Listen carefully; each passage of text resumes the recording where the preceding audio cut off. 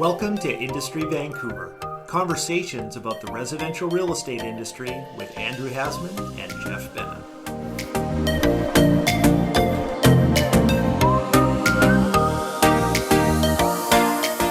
Hey, Jeff Benna, good morning. Andrew, how are you? Good, good. Here we are in the thick of summer.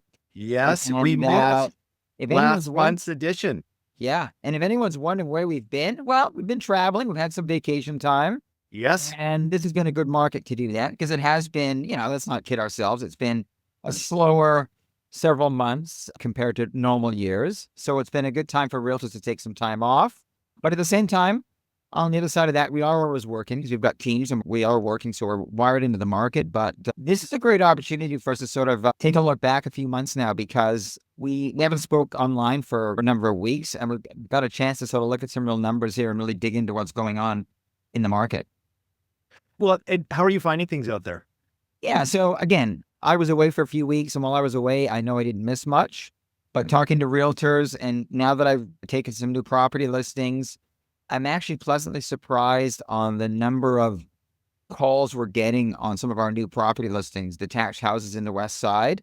And I think there's people realizing out there, the buyers are realizing that there is some opportunity in the marketplace. It's a great time to be doing some shopping because there's no buying pressure and there's great selection, there's great inventory. So I actually think it's okay, Jeff. The media likes to always exaggerate and focus on the worst of the worst or the most extreme. And I think that in very general terms, the market's okay. It's definitely a lot slower than what we're normally used to, but homes are selling. I'll tell you a funny story. So the first 10 years of my career, whenever there was something bad in the news, my mom would always say to me, "Oh, Jeffrey, are you okay? Is everything going to be all right?" I said, "Mom, you know what? There's always work for good realtors." Yeah. And so I would convey that to her every time she phoned me in distress. And it was really funny. We were out for dinner with my mom and my aunt and the family. And my aunt looks over and says, "Oh, Jeffrey, the market's so terrible. Are you doing okay?" And my mom very casually looked over and said, "Oh, Ann, there's always work for good realtors." So I've always sort of gone back to that to say, yes, you know what? If you're working, there's transactions to be done. So Yes. we're seeing the same as you. Lots of listings, lots of choice, but also lots of buyers out there and sales definitely coming together on properties that are well priced, desirable in the marketplace. We've talked about this for a long time. There may be lots of inventory out there, but really good places or special properties, they come and they go very quickly. When you weed it down, there's very few great properties priced correctly, right? Absolutely. And so you got to weed that down. I think the consumer that's looking to buy or sell real estate more than ever right now, Jeff, needs professional help. They need professional help and professional guidance because there is so much going on. There's so much noise in the general marketplace. You turn on the TV, you go onto YouTube, you look at Instagram, and there's just a lot of news coming at us. A lot of it's, I think a lot of it's garbage news or extreme. And I think when you sort of weed it all out, we're okay. And we're going to just be fine. The tariff thing, okay, we're dealing with it. Life's going to go on. It looks like the stock market's come back in a roaring fashion.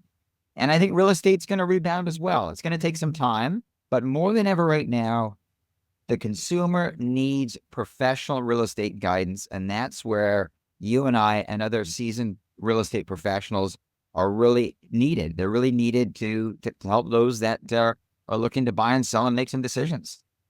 This is a great segue for our standard disclaimers. That you can say it, Jen. You'll say it.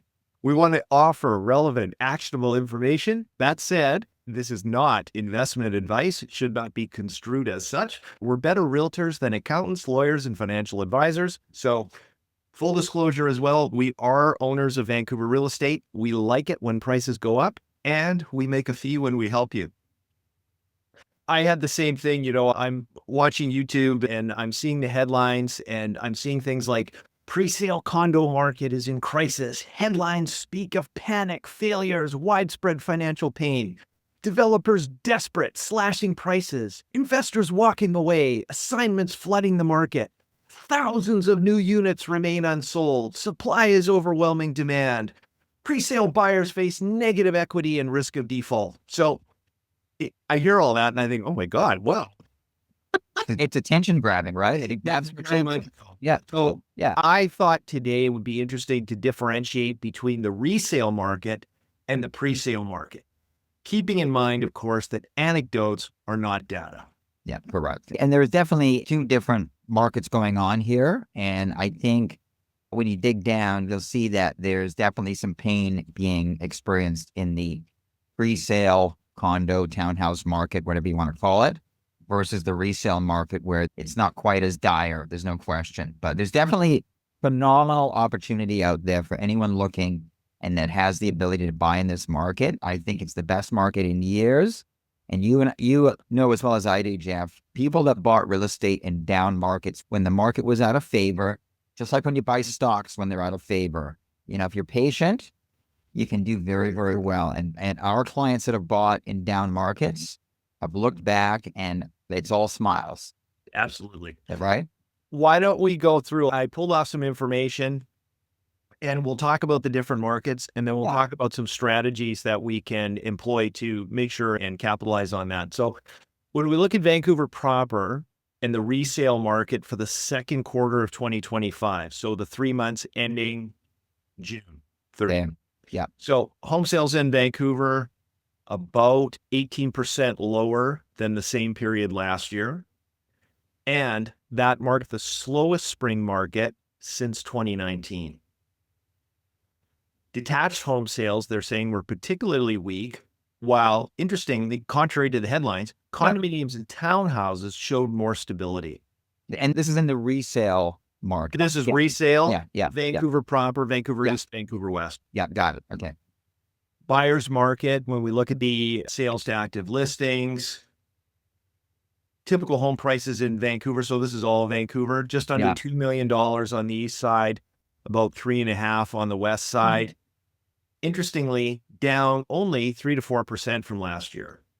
In the mid-range of the market, prices are not cratering. They're down a bit, but nothing dramatic. Nothing dramatic. And when we see that, the old thing about averages, if you've got 1 foot in a bucket of ice water and 1 foot in a bucket of boiling water, on average, you're comfortable. So we always take the averages with a grain of salt, right? Yeah. Don't look at the extremes. Yeah. Take the outliers out and then look at what's averagely going on. Yeah. Makes sense. Same with condos on the resale market, down 2 or 3% from last year. Prices have basically remained flat on a monthly basis and are about 5% below still the peak levels recorded back in 2022. So, we had that great COVID run up. Yeah. And then prices have kind of just stabilized where they are. And a lot of that's because of interest rates going up, getting jacked up in 2020, back end of 22, 23, 24, staying high and then coming down quite a bit, and then leveling off. So, but it's funny. I find that in the affordable end of the condo market, that stuff that's sort of under, let's call it under 800,000. Yes. Resale, older buildings, that market's pretty good. I mean, we've got some clients that are trading in that end of the market, and as quick as we put them on the market, they're sold. Yeah. And oftentimes with competing offers. Yeah. We have a client who's offered a number of times on a number of different properties, I think probably 3 or 4 times now. And at each turn, they've been confounded by somebody who was willing to pay a little bit more. Like the stuff that they were looking at, very popular segment, very popular layouts, and there's lots of buyers there for them. So it's interesting because, no one wants to compete in this market because they think, well, why would I compete in a buyer's market? But that end of the market's very stable. And my buddy that I'm not going to name names who buys the worn out condos, renovates them in a month, and we put them back on the market. Well, he's going gangbuster. The last one we did out in Burnaby near Metrotown, didn't have a lot of showings, but the first people that came in wrote almost a full price offer, sold. Now he's on to his next one. And we'll probably do the same thing in about a month's time when that one comes onto the market. So that market down at that lower end seems to be very stable, and there's no shortage of buyers. There's fewer buyers, but there's enough to keep that market fairly stable. I like the work that unnamed buyer and seller it does. And I think that also goes to say that when those come on the market, he's created something that's great quality that the market is looking for. And not to lionize him too much, but he's actually helping to solve a lot of the housing crisis problems because he's taking unlivable properties and changing them into affordable, really nicely done. It's amazing when he buys these places that usually been on the market for 6, 7, 8, 10, 12 weeks, unsold. No one wants them because they're dirty, they're unrenovated, and people just go in and they just put their nose up and they do a U-turn, but there's great opportunity in that end of the market. So when he renovates them and makes them look brand new again, boom, they're sold. People are looking for that kind of stuff. And a fantastic skill set that he's developed over the years. Yeah. So there you go. We're seeing just 17,500 active resale listings, highest in several years. Yeah. Over the past 5 years, detached house prices on the west side, we're saying here, have increased by about 13%. So when I go back to the spring of 2020, I think that data may be slightly skewed because if you remember the spring of 2020, COVID, 2 months and it cratered. Yeah. We had a sharp reverse right afterward. So I think that stat, needs to almost put a little asterisk there because as you and I were talking before the podcast, if you go back to 2016, 17, 18, prices may not have moved in the last 8 years in some segments of the detached market. Absolutely. Right. We're still seeing a lot of places below the prices that were paid in 2016 and even getting into 2017. So it's amazing, especially the luxury Vancouver West market, that 4 million, 5 million plus market. Homes trading today at about, in my opinion, a solid 10% below what they were purchased for in 2016, 2017. So someone that paid $6 million then might be selling between 5.2 and 5.5 today. Yeah. If they can sell, if they can find a buyer. If they can find a buyer. Well, and some of those larger homes are going no bid, right? And the very expensive condominiums, we're seeing the same thing where we've had discussions with other agents who have got gorgeous, beautiful, amazing, like once in a generation condos. No bids. No, you know what she's there for. I've got one for sale right now in Cold Harbor and it's sitting there and there's very few calls. That's at the 9 million mark. And that's that market we're talking about, that high-end condo market. Very few bids. Almost in a liquid market. I mean, it's easy to say, okay, that property's probably worth X amount, but even at that price, are there any bids? Are there any buyers? Because that is the foreign buyer. That market that attracted all the foreign buyers and they're locked out indefinitely, well, till 2027. But I was hearing on the news wires that, it's political suicide for the government to basically allow the foreign buyers to come back in because that's going to push prices back up again. So that's probably the situation for at least another couple of years. No foreign buyers. And they're the ones that were buying all that high-end stuff. Yes. Right? Let's talk a little bit about outside of Vancouver proper in the suburbs, because it's a little bit different story than right down. Yeah. Home sales outside, significantly lower than in 2024 and well below the record activity seen in 2021. Suburban areas are generally performing more slowly than the city itself. Yeah. Sales to active listings also clear buyer's market territory. Active inventory has increased 30 to 50%. Homes across all types are taking 30 to 45 days to sell, depending on the location. Now, in Maple Ridge, I'm seeing average prices down only about 1.5% from last year, but up almost 50% over the last 5 years. So once again, the overlaying areas, COVID effect, everybody, do I need to live downtown? No, I don't. And so all the adjacent suburbs prices seem to have lifted in that time. So everyone left the city during COVID and pushed prices up in the Fraser Valley, Sunshine Coast, smaller cities. Abbotsford, Chilliwack, I think Kelowna went crazy. Penticton went crazy. I remember when there were multiple offers in Penticton on old houses, like it was just crazy. And out in Surrey and such. And that market, I think, has taken a bit of a wall up in the last 18 to 24 months. Prices have definitely come off in some of those suburbs, much more than in Vancouver. People coming back to the city and bought secondary real estate investment properties as well, selling those, right? So we're seeing, according to this information, condo prices in the suburbs generally declined by about 2 to 4% compared to Q2 last year. So a little bit down more than what they are in Vancouver proper. Yeah. So Yeah, interesting dynamic, right? I always say to my clients, if you're an investor, although the investor market's been kind of hammered pretty hard, but if you're buying, it's always better to buy closer to the city, closer to the core where all the jobs and the infrastructure are. Yeah. All those people flocked out to the suburbs during COVID. Many have now decided to come back. And that market out there, I think, is having a much harder time than we are in the city. Yeah, I would agree. So Okay. if we take a look at the resale market on the different property types for performance, detached homes I'm seeing here have experienced the weakest performance, highest time on the market, and largest year-over-year price declines. But Yeah. once again, we should put a little asterisk there and say, the really nice homes, the really special homes, the ones that are well priced, Yeah.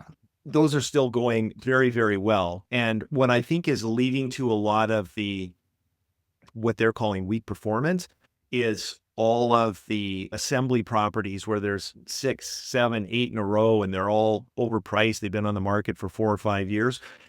It increases the days on market average, and it also increases the amount of inventory that sort of skews the numbers a little bit. And wasn't there talk several months ago, maybe it's still being talked about at the real estate board, of separating those assembly lots out of the detached market? Because they're kind of like, it's a separate thing altogether. Those lots that are all houses that are all, it's 5 or 6 in a row on the busy corridors, all for sale, lumped in with the regular single family detached properties. They should almost be separated out, because when they come to sell, they're not selling to a single family end user, they're selling to a developer. I was part of a focus group at the board. Yeah. Talked about doing that exact thing. And Yeah. as far as I know, they're still working on it. Okay. That the wheels of the board. Everything moves slowly. Yeah. Or sorry, the realtors. Well, yeah. But it skews because a lot of those homes we're talking about have been on the market for months and months, or even longer. Years. So it skews, right? Yeah. So, because the market for those land assembly properties has really been, again, the developers right now are not buying, they're on hold. Yeah. Yeah. Nobody's paying big prices for more risk. Yeah. No, for sure. In the resale market, townhouses, interestingly, have shown the most resilience, only moderate price declines. Condos generally down about 3% from last year, with reduced investor activity, yes, and cautious interest from first-time buyers. So entry-level resale listings, priced competitively, still attracting multiple offers in some locations. Yeah, that all makes sense. You've just recently listed a bunch of properties, so you probably have a pretty good read on what sort of activity you're getting on some of your new listings. I know on some of the detached that we've put on, and that's in the west side, 3-4 million range. We're actually getting calls. We've got one under contract and 6 showings at a brand new listing today, listed at 3.9 million. So that's 6 buyers out there looking for a $4 million house in the west side, right? So tells me that about that, there's $25 million looking for that home, right? Yeah. Yeah. So it just tells me, maybe if it was a month ago or 2 months ago, we might not have had that much activity, but I've been pleasantly surprised. Just put a property on the market at the 4 million range in the west side, and a couple of days in, 6 showings booked. Yeah, that's awesome. That's busy, right? So we'll see. Yeah. We're seeing the same thing. The activity in February and March, very different than activity in May and June. Yeah. So again, when things are down and out or things are slow, at some point, they slowly recover, because we've talked about this time and time again. People have to get on with their lives. They got to make some decisions. They got to move. And it's because they've been squeezed out of their own home. They need to upsize.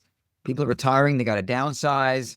Relocation, death, divorce. There's reasons that people got to move. And no one wants to own 2 properties in the greater Vancouver because you got speculation tax unless you rent one out. So there's reasons why people have to sort of sell their homes, sell their properties. Yeah. In the residential market, there's no 100% discretionary. Yeah. We haven't talked about it, but there's definitely people out there that own secondary real estate. They've had to refinance going from 2% to 4.5% or 4%. And they've seen an increase in payments, and now their rental property is not cash flowing. It's negative cash flow. And maybe, they can afford it, but they'd rather not have to kick in $500 or $1,000 a month to service the property. They'd rather maybe sell that and do something else with the money. For sure. Right. Presale market in Greater Vancouver. So new project launches in the second quarter of 2025 were at cycle lows. Only about 1776 units were brought to the market. City of Vancouver saw very few new presale launches. Same month sales absorption rates, again, much lower than they Not good.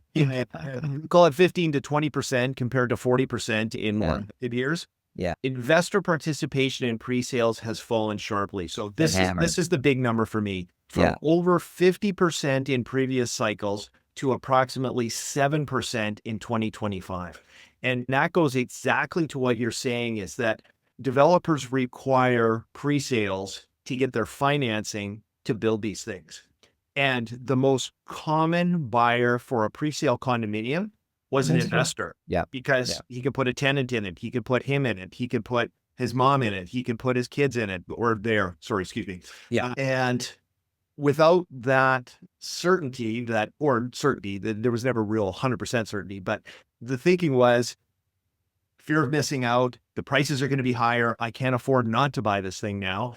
The exact opposite is true now, where they're fearful that, oh my gosh, I'm going to overpay. I'll just wait and see until this thing's finished and see how they make out. So what's happening is developers now are offering price reductions 10 to 25%, cash rebates, subsidized mortgage rates, reduced deposit requirements, rental income guarantees.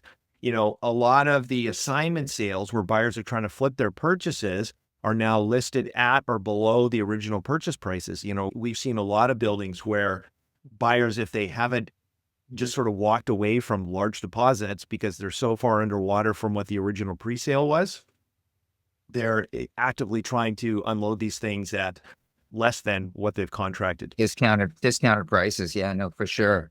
Yeah, this is where the real opportunity in the market lies for those that want to dip their toe in. This is where there's definitely some good opportunity. And I think it's going to stay this way for a while. Well, and I think developers, a lot of them, there was a big project out at Brentwood. Oh, wait, we're not going to do that one now, like hundreds of units. So they're pausing further phases in a lot of cases until the market conditions improve. And when I look at the comparison between the pre-sale and the resale, the headlines that we're seeing across the board are related primarily to the pre-sale market, where the doom, the gloom, the drama, it's to get clicks, it's to get eyeballs, it's whatever. It's not necessarily representative of what's happening in the regular resale market that we're typically participating in. But it involves the big developers, some bigger than others, and we're talking big numbers. And so it's kind of newsworthy as well, right? Oh, it is newsworthy, no question, because people look at it, but it wouldn't drive my decision about what I'm going to do if I need a bigger place, if I need a smaller place, if I need another place, housing in a different location. But again, keep in mind, in a normal market, you've got all these investors that come in and buy up all this pre-sale condo inventory. Many of them are buying on speculation, right? Thinking that, when it comes time to close, the property might have appreciated by 20%, and with a minimal deposit, they can actually make a pretty good return if they can flip it. But that now doesn't look as lucrative because the government's going to take a big chunk of your gain in additional speculation tax, or the flipping tax I'm referring to. So they've kind of taken all the incentive away for investors to want to buy these properties. The incentive's gone. So for that reason, that market's kind of evaporated. And then again, you've got falling rent values now. So when you get your pro forma on the rents, you got to factor in that rents might have come down by 10% from the peak. So all of a sudden now you got higher interest rates, lower rents, and the numbers are just not, the math isn't working. So you got a lot of things working against the investor market, and that's just killed that market. Well, and let's talk about that in the difference between an investor, because my belief is that Vancouver hasn't been an investment market for decades. It's been a speculation market. Correct. Like none of these things cash flow. They haven't for decades, but everybody's bought them on, oh, well, don't worry, it'll be worth more. Yeah, it's pure speculation. And you're right. Without the cash flow, you're not really an investor. You're a speculator. But it's worked because, prices have gone up dramatically over the last 30 years. So for the most part, you didn't have to be that intelligent. You just bought a condo, waited, and you were a superstar because you made money for doing nothing, basically. But I'd rather be lucky than smart. That doesn't work so well when rent values are falling, interest rates are rising, and the market's falling, prices are falling. It's the opposite, right? So that's where people get hurt. And now these developers are feeling it with unsold product, canceled projects, and also seeing a reality where, many buyers have decided not to close and walking on deposits. And so the developer's left with these unsold units. So it's a very uncomfortable time for a lot of developers out there. There's no question. For sure. We look at resale home prices down probably 3 to 5%. On the presale market, maybe 5 to 15, which is, certainly more. Resale inventory is elevated but stable. Presale inventory includes a growing backlog of unsold newly completed units. Resale sellers have more flexibility and less urgency. Developers, oftentimes, as you discussed, under pressure to pay back their construction loans, reach sales target, whatever. So the resale market now dominated by end user buyers, where the presale market has been seen mostly a withdrawal of most investors. So Yeah. in the resale market, a lot of homes sold within about a month. Some presale projects remain unsold for 6 to 18 months. Resale properties, little or no incentives, but the presale market right now is featuring aggressive incentives as standard practice. So Yeah. I think the market sentiment across both markets is sort of cautious optimism. Buyers seem to have more control in negotiations. They're no longer rushing on things or competing less, probably. Sellers in the resale market are adjusting their prices gradually, but it doesn't feel like many are being forced to sell at fire sale values, right? Most of my clients, and I'm sure you'll say the same thing, Jeff, no one's coming to me that has to sell because of any kind of financial distress. It's not like that at all. And I get the sense that's pretty well across our markets. It might be different out in the suburbs, but no one's coming to me under any kind of financial distress. It's not like that at all. It's just they're selling because they no longer need the big house anymore, or they need more space. Those are the typical reasons why people are actually, or there's been a death, so it's an estate sale or whatever. But no one's doing it and being forced out for the most part. I'm not sure what the numbers of foreclosures are out there in the market. I'm sure they're up, but we're not seeing anything dramatic, I don't think, as far as people in any kind of financial distress. I don't see that. I'm not seeing it too much either. We did have a few clients as interest rates were rapidly escalating up, where we had some conversations with some nervous owners saying, this is actually going to change things for us and we need to get on top of it. But as things have started to settle and come off on the other side, I haven't had a conversation like that recently. That would have been in probably back end of 2023, early 24. We're the same. I had a few clients that were quite nervous about the rates rising, 30% payment increase. That seems to sort of fallen by the wayside. And more now, I think our market was really impacted, just like the rest of the world was impacted by all the economic uncertainty surrounding the tariff situation, which now seems to be settling down, even though it's not really fully resolved. I think everyone's just getting on with their lives, and companies that are being affected are having to pivot. But for the most part, life's carrying on, and people still need to make buying and selling decisions. So I think it's slowly, and I think as time ticks on, the ship will slowly right itself in most segments of the market. Although I'm still very focused on what's going to happen in that high-end market, where you have kind of a lot of those buyers that would have been foreign buyers are locked out, and you don't have a lot of buyers at that high end for condos and the luxury market. But for the more mid-range and the low end, I think the ship slowly rights itself, and we're back into a more of a stabilized market as we get into the back end of the year and into 26. I have written down why peak media pessimism signals peak opportunity. Yeah. Well, listen, when the market is fearful, that's a great time to buy, right? Yeah, totally. My first bullet point is media amplifies short-term extremes. So real estate media, YouTube headlines, chase clicks by exaggerating the pain, particularly using worst-case examples like underwater presale buyers, assignment losses, or stalled towers. These are real, but anecdotal and not representative, is the point we're making of the entire market. Not the general market. There's specific situations that are happening, but not a cross-section of what's going on in the general marketplace.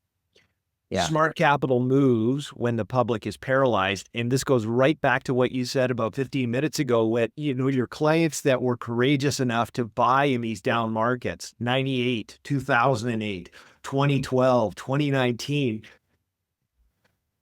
when nobody wanted anything. In a lot of cases, those ended up being the absolute best time to buy, right?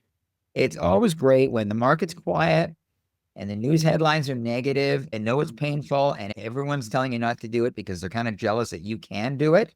And they don't want to see you make money. If you can buy when the market is out of favor, it is a great time if you've got a long-term trajectory. It's like, again, in April, if you could have had the guts to go out and buy, 10 great stocks of 10 great companies, today you're up 25, 35, 40% on some of those companies. You've seen a huge snapback in the marketplace. And so if you buy great real estate in great locations, when it's on sale and no one's chasing you behind you, that's the time to do it. I have clients that'll say, Andrew, you know what? We're ready to buy, but we're going to hold off. We're just uncertain about the market. And I know what they're waiting for. They're waiting for the market to pick up and all the news media to turn positive again. And then again, very quickly, as you know, in Vancouver, it snaps back pretty quick. And you've got the media saying, oh, the market's picking up. So all of a sudden, everyone starts to sort of pile in again. And you'll have days again where you've got open houses with 50 pairs of shoes in front again, right? It'll be busy again, right? But the smart people, the ones with the money, the cash ready to go, it takes a little bit of guts, but when the market's out of favor, I can't stress how much of a great time that is to do something, Totally. And one of the other advantages on that, pre-sale pricing tends to be rather opaque, like MLS listed resales. Everybody knows exactly what happened. It's all out there. Like, here's the list price. Here's the sale price. Here's the days on market. Like there's no surprises there. Yeah. Whereas with some of the developers, they want to, and to their credit, they want to protect their equity of the rest of the project. They want to protect their existing buyers who have already bought. They don't want them to back out. But oftentimes you can negotiate backdoor incentives, decorating credit. It's called, I was going to say, it's a decorating allowance. Yeah. And we just sold something just off Main Street, and the buyer, our client, he got a storage locker thrown in. He got a very, very generous decorating allowance. Yes. They reduced the deposit requirement, and they gave him way more flexibility on his closing date. Like, it was quite dramatic. I was shocked when he wanted all these things thrown into the contract. I thought, he's not going to get this. He's not going to get that. They're going to throw us out. They were more than willing to negotiate with us. It was quite unbelievable. So yes, the developer won't reduce the price, but they'll throw in an incentive like a decorating credit, which in effect does the same thing. It just doesn't show up on the land transfer on the price negotiated. Because they want to protect the value of all the other clients that bought in there. But you're right. There's tremendous incentives which you can negotiate. And some of these developers, they want your business right now. They are hungry to do a deal. Absolutely. Yeah. And let's talk about that too. The supply right now is pretty grand, but with new product launches are down, Dramatic. 60 to 70%, let's call it, from peak levels. Oversupply today is actually the tail end of the last cycle. So if we're looking forward 2026, 2027, new completions are likely going to plunge just as demand will likely rebound. So the people buying today are actually positioning themselves ahead of the next undersupply shock. Yeah, so I think by 2020, and this is getting out there, but before you know it, the years clip by pretty quick. 2028, 2029, 2030, we could have a real shortage of new product, new condo product coming to the market. And that bodes well for the people that are buying right now, right? So, yeah. So again, you got to have the foresight, but there's no question there's going to be a shortage of new product in 3 or 4 years with starts plummeting. Builders aren't building, the new projects are not starting. They're not buying the product because the numbers aren't working, right? And end user buyers now, they're facing fairly light competition. So with investors basically exiting the field for pre-sale, local buyers have breathing room for the first time in years. So no lineups, no lotteries, no fear of being outbid. They can take the time, they can negotiate and buy with confidence. Conditions that historically have been quite rare, right? The buyers are in a much better mood right now, I find, when they're out there looking. They're just calm. They feel in control, versus most years, buyers are frazzled, they're aggravated, Andrew, they're giving you pressure. Jen, I don't know how many times I've had the conversation in the car. Listen, you guys, I'm really sorry we didn't get it. There was 15 other offers. And buying a home is supposed to be a lot more fun than this. And you go and you take a look at it. You think about it overnight. You go back and have a second look. You bring your mom and dad to take a view. You even have And you then even spend you write an spend- offer, you negotiate for a couple of days, and then you have subjects and you get everything all done. Like all of a sudden we could do all that stuff again. And the buyers, like you say, they're in a much better mood. They're like, well, this is great. This is actually, it's kind of a fun process as they're getting into the beginning stages of if they're buying their first place or if they're trading up and they're doing something that's exciting as their family's growing or they just need more space, whatever's happening, right? They're in a much better mood. And I think about if you go back, say, to the year 2000, 25 years, how many years out of that 25 have we had a market like this where buyers can take their time and feel relaxed? Out of those 25 years, it's not many of those years. Most of the years are the other way where the market's ramped up and you're really having to compete and throw in offers without conditions and all of that. So this is a really nice opportunity for people to sort of take their time and negotiate a good deal. So if we want to think like a contrarian operator, we listen to Baron Rothschild. When there's blood in the streets, even if it's your own, that's when you buy. Market is fearful.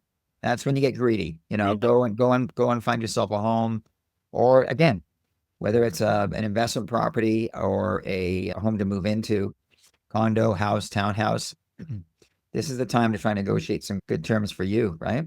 Well, and like every time I come back to Vancouver from being away, I'm always struck by how amazing it actually is here. Yeah.